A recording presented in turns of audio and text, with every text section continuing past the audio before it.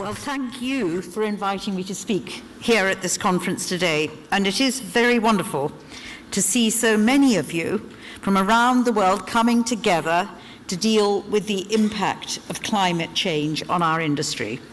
The UN WTO is rightly so taking a strong lead on the issue, and for that and for the progress you've made, I congratulate you. I also apologize for not being able to stay, but one of the problems is when you have a conference on your own patch is that it's much more difficult to refuse the other demands on your time. The issue of tourism and climate change is a very difficult one. It's hugely complex to strike the right balance when we face what is a clash of priorities. Yes, people today are far more conscientious when it comes to recycling. More of us wash our clothes in 40 degrees. We use energy-saving light bulbs. But we all still like to explore new countries. We like to visit our family in far-flung places. It isn't possible for us in the UK to go to Australia or India in any reasonable timescale by any other means but air. Si on veut, of course, business travel, which is so important pour nous, par exemple, dans le Nord, the prosperity of our national economies also involves air travel. Now, it's absolutely not for the government to deny people the right to travel or to deny the industry the opportunity to respond to the demand for travel.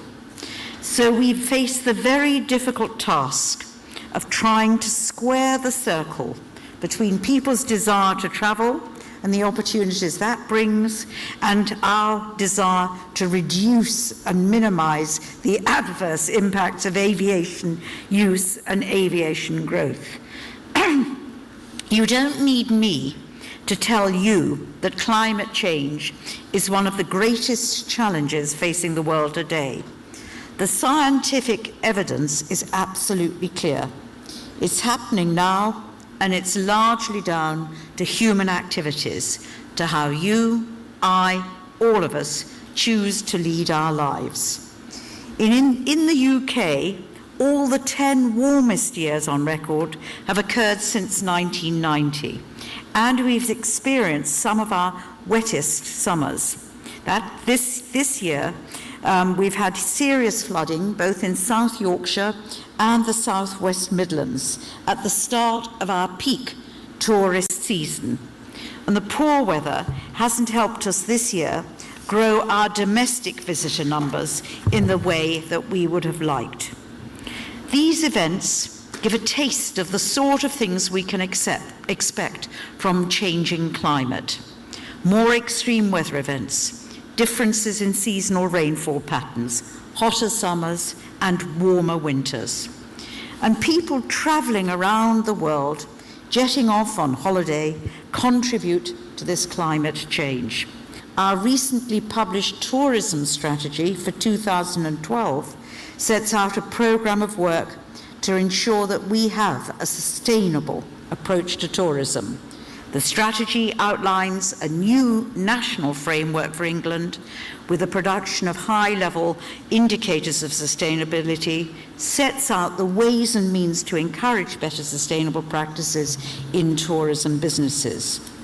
We're also helping business to more clearly understand their need to adapt to the inevitable climate change we will experience from past emissions. A new set of climate change scenarios, which for the first time give users an idea of the likelihood of the different outcomes over the next century. All of this is just a start. We all need to do more, much more. And the sooner we take action, the greater the chance we will have of succeeding in tackling climate change, and the cheaper it will all be. But in taking this work forward, we must not lose sight of the fact that tourism is a major contributor to all our economies, and especially to the economies of developing countries. In 2006, international tourist receipts totaled $733 billion US, That is important business.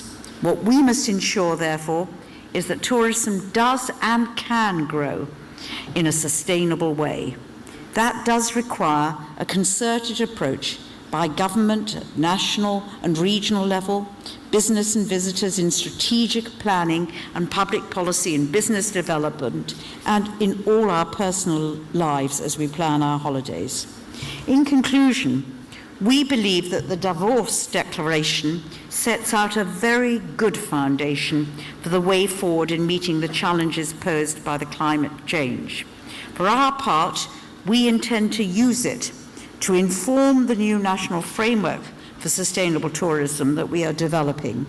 And the declaration has already received very wide support here in the UK at both regional and at business level. And I think that is very encouraging to the challenges of climate change and to reduce our greenhouse gas emissions. And let us do all of that together. Thank you very much indeed. Thank you.